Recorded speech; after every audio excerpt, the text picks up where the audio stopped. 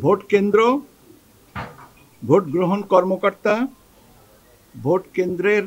নিরাপত্তা, ভোট কেন্দ্রের সংখ্যাগত হিসাব, নিরাপত্তা, নির্বাচনী এলাকা তথা সমগ্র দেশের নিরাপত্তা এবং সম্পর্কে একটা কর্মপরিকল্পনা প্রণয়ন, আইন শৃঙ্খলা রক্ষা বাহিনী সমূহের ভিতরে যারা কাজ করছেন মাঠ পর্যায়ে এবং করবেন তাদের ভিতরে একটা সমন্বয়, তারপরে অবৈধ অস্ত্রের রোধ, নিয়ন্ত্রণ, বৈধ অস্ত্রের কীভাবে এটাকে নিয়ন্ত্রণ করা যাবে সেটা, এআই প্রযুক্তির ব্যবহারে সামাজিক যোগাযোগ মাধ্যমে সোশ্যাল মিডিয়াতে যে সমস্ত তথ্য আসে সেগুলোর অপব্যবহার রোধ করা, বিদেশি সাংবাদিক, প্রাক পর্যবেক্ষক যে পর্যবেক্ষণ সংস্থা যেগুলো আছেন তাদের সাথে সহযোগিতা, তাদের নিরাপত্তা, তাদের কার্যক্রম সম্পর্কে জানানো, আপনার পোস্টাল ভোটিং ব্যবস্থাপনা সম্পর্কে জানানো, তারপরে আপনার অবৈধ অনুপ্রবেশ, কালো টাকার নিয়ন্ত্রণ, অঞ্চল, জেলা, উপজেলা পর্যায়ে নির্বাচনী অফিসের কার্যক্রমকে আরও সুসংহত করা, সমন্বয় করা, পার্বত্য দুর্গম এলাকায় নির্বাচনী দ্রব্যাদি পরিবহন, এখানে যে হেলিকপ্টারের ব্যবহার, কোস্টাল এরিয়াতে কোস্টগার্ডের কার্যক্রম, গোয়েন্দা সংস্থাসমূহের ভিতরে সমন্বয় এবং তথ্য বিনিময়, ড্রোন ব্যবহার যে নিষিদ্ধ করেন আবার সেটা, আর তারপরে আপনার ভোট কেন্দ্র পর্যবেক্ষণের জন্যে একটা আপনার বডি অন ক্যামেরা পুলিশের, এই বিষয়গুলো নিয়ে আমরা মোটামুটিভাবে বিস্তারিত আলোচনা করেছি। আলোচনায় আমাদের যে সমস্ত বিষয়গুলো এসছে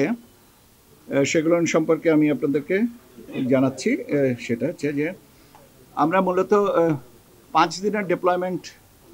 প্রোগ্রাম করা হয়, সেখানে একটা প্রস্তাব এসছে এটা যেন 8 দিন করা হয়,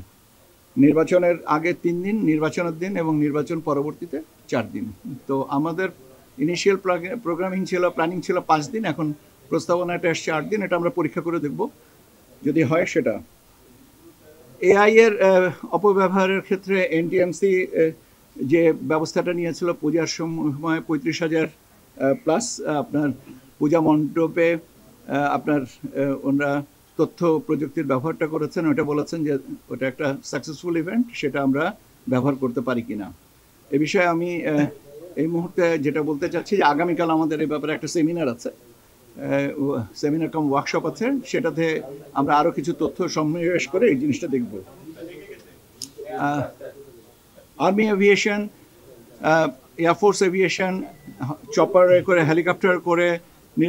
নির্বাচন সামগ্রী পরিবহনের দায়িত্ব ওনারা করবেন।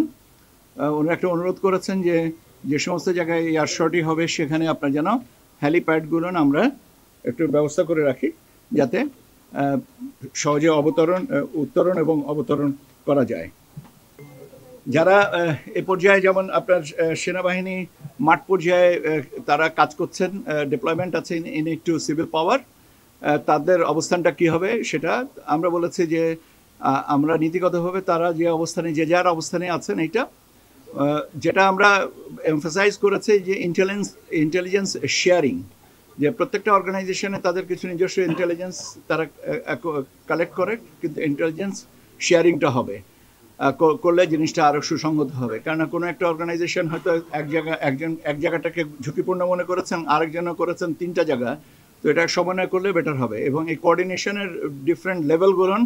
যেন ডিটারমাইন্ড থাকে ক্লিয়ারলি, এবং সেটার সাথে আপনার কমান্ড স্ট্রাকচারটা, যে কে দায়িত্ব নিয়ে কথাটা বলবেন, এক এক জায়গায় এক এক রকমের পরিস্থিতি হতে পারে।